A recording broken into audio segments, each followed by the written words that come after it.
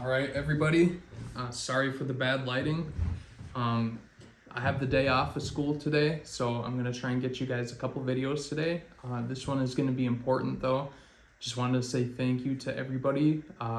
In the last week or so, our subscriber count has doubled to about 50 to 100. As of yesterday, I hit 100 subscribers.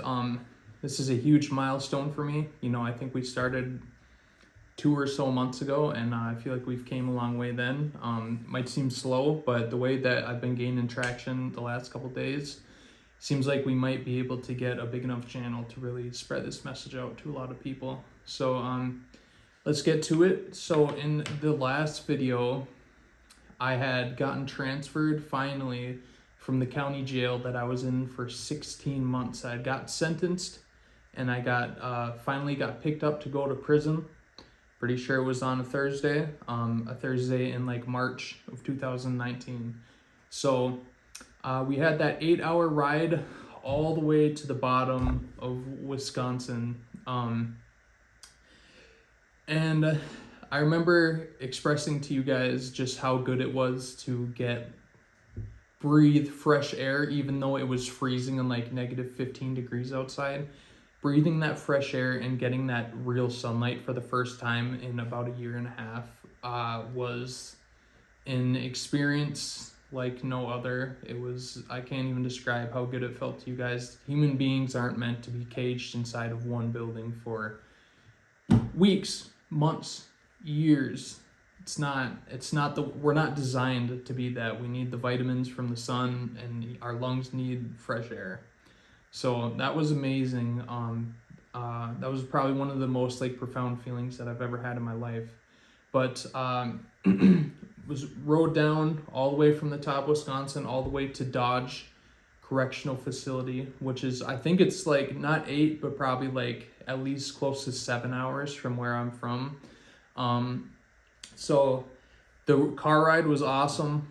I'm not saying it was awesome because we were heading to prison. It was awesome because the only view that I had outside in our dorms in jail, there was no actual windows, not even like a skylight to be able to see anything in the city. The only time I got to see anything outside was when I was going to court, and for a brief moment when they would be walking us from the jail to the courthouse, which is like another building down that's connected.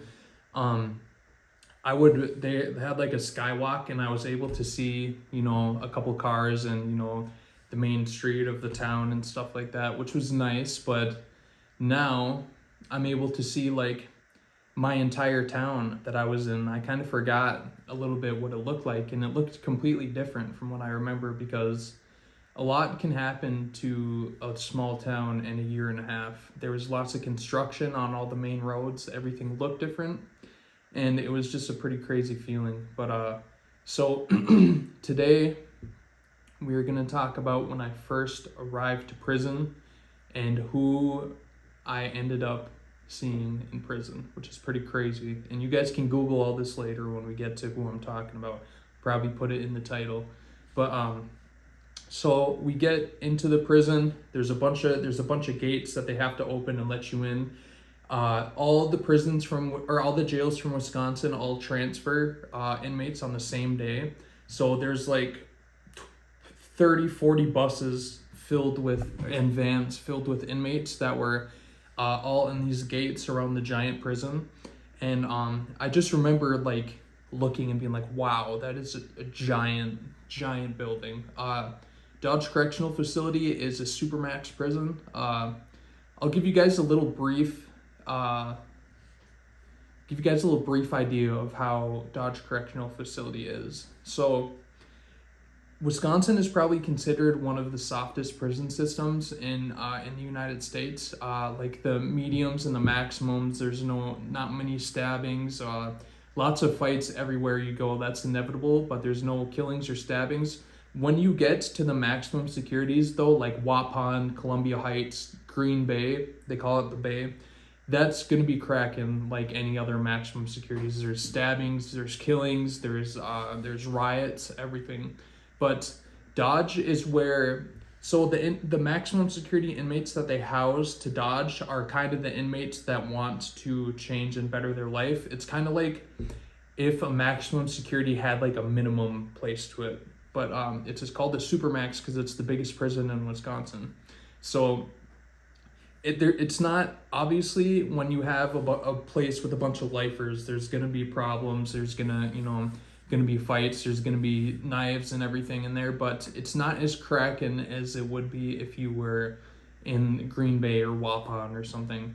I've had cellies that have done time there, and it's absolutely crazy. But as far as like the mediums and stuff go, it's not. Wisconsin isn't very like brutal. So we get inside the building into the receiving area. There's a bunch of different bullpens. I remember I was the only like non-black person in the bullpen that I was in, but that was never a problem for me. And no one ever really gave me a hard time for not being black, and I'm Native American too. I'm not super, I'm a little bit white, but I mostly, when I'm incarcerated, that's who I roll with. I roll with the natives. So we're all just kind of absorbing the environment when we're in the bullpens, like wondering what's going to happen next. And I remember seeing the people that I came into prison with, they were in different bullpens. And when we finally get, they have this long hallway with all the different dorms and tiers and stuff. So I remember we're walking and they're placing, they're listing off names. You're in this dorm, you're in this dorm. And I remember getting to my dorm, and I had actually been placed in with a couple people that I was in jail with that I didn't know very well, but I was kind of hoping that we would get celled together just so I didn't have to deal with a crazy cellie or someone that I didn't know. That didn't end up happening, but I did luck out. They gave us our cells and our cellies and stuff. They gave us our giant plastic bag that had all of the state hygiene in it, all that stuff that sucks. But they give you, your sheets, your blankets, and they do give you a tiny little pillow in there, which was nice because in the jail that I was in, you have to like roll up a certain part of your blanket to put it behind your head if you want any support. So that was nice. Little things when you're locked up, you learn to appreciate the little things. Even though it's a crappy little hard pillow, it was nice. But sorry. So we get to our cells, and my cellie was this short little white dude, this little biker guy. He was full of prison tattoos, and he had like long gray curly hair. And I thought he looked kind of crazy at first. I was like, man, who am I getting in the cell with right now? But once we started chopping it up, he was super cool. I don't remember what his name was, but he was just a little biker dude. He had actually done, I think, about like 14 or 15 years of prison prior to this bid. He was close to 50 years old, I think, at this time. I know it's kind of off track, but it's kind of sad to see people who are that age that are still in the same cycle getting locked up. So I was 20 when I got sent to the prison. I was almost 21. My birthday's in April. So when I first got to the prison, I was still 20, and looking at all these old people, and that used to be something I think about, like, dang, you guys are still doing this when you're that age. And another crazy feeling walking around Dodge, like when we would get, this would be later on, when we would get sent out of the units, they would have us walk by ourselves all the way across the prison, to go to like medical, to see the nurse, to see your agent who classifies you and sends you to the prison and all that stuff. And when you see people wearing like their grays, like sweatsuits and stuff like that, or any state, like any attire, like a hat or anything, they don't let people who are just passing through buy those things. So you know that person is a lifer.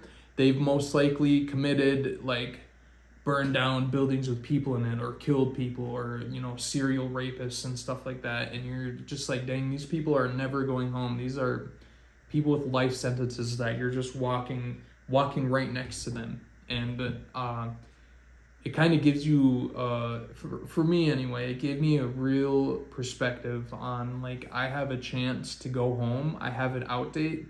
These people never do. So if I don't change how I was before, then I'm going to end up like these people in grays walking around doing life bid 30, 40, 50 years, walking around there, never going home.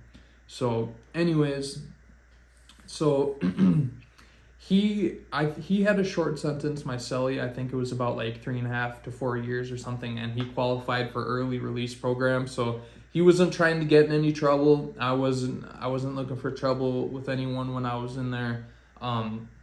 But we connected. So before I got sent to the dorms, not the dorms, the barracks is what they call it. It's where if you already know where you're going, you have a couple weeks before you're getting transferred, and you're not a troublemaker, they'll look through your case, they'll send you to the barracks, which is like an open bay dorm. We'll get to all that later. I was in the cell with him for about 3 weeks before that happened, right? So over the course of the 3 weeks, he had taught me to play cribbage. I've told you guys before, I was pretty good at poker, and I was a demon at spades. I was very good at spades, but I never played cribbage. I always thought that it was like an old man game, right? So they obviously didn't have like a pegboard, but he would write down the scores on paper, and we would play cribbage all day, every day. And when I tell you guys that that's one of probably my second favorite card game, it really helped pass the time. It's a really fun game. I came home after prison, I started playing my like grandpa and cribbage, and I won, big flex right there. But it was a fun game. It was a good way to pass the time. And I would like to sit here and tell you guys that I saw a bunch of crazy stuff. I saw stabbings in there, a bunch of fights, but I didn't. I would be lying and making up stories if I said that my time in Dodge was crazy. There was some suicides in there, and there was like a couple crazy mental cases where people like cut themselves up with they would steal like the state razors and stuff like that. But there was no stabbing other people, killing. There was lots of fights in there. Well, not a lot. There was a couple fights in there. But it wasn't the stereotypical like California prison, it was people pretty much stuck to their own, but they didn't like, you can go up and talk to other races, and you can eat with them and stuff. So that's pretty much how prison was for the first couple of weeks. We'll get into how the barracks was in the next video, but this is where we're gonna kind of talk about something crazy. So when I was still in the county jail, we would watch the news every morning, and man, for months they were talking about this dude from Colorado who murdered his wife and his daughters and hid them in like a silo or like a oil derrick or something. I can't remember, but we would just talk and be like, man, that dude is probably one of the biggest pieces of shit on the entire planet. And so we got to recognizing his face, and that's Derek Watts from the news, right? And one day when I was walking to, I think, the nurse, I looked in one of the units when I was walking by, and I looked down into there. It's just something I did when I was in the hallways, just kind of look and see what's going on and all these other tiers and stuff. And I saw someone who looked just like him, and I didn't think nothing of it. But when I finally it took a week or so for us to be able to use the phone. I forgot to mention that this is 23-1 when we're in the main unit before I got sent to the barracks.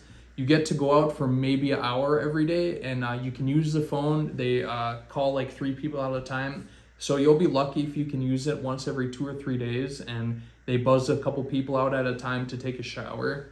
But other than that, you're not leaving your cell, right?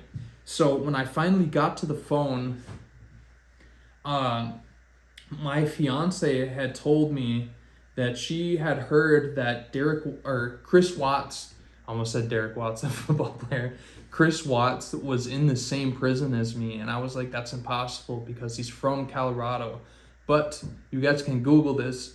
He was in too much danger being in Colorado prison systems that he was inevitably going to get murdered. So they shipped him up to Wisconsin because they know that Wisconsin is considered one of the more safer prison systems.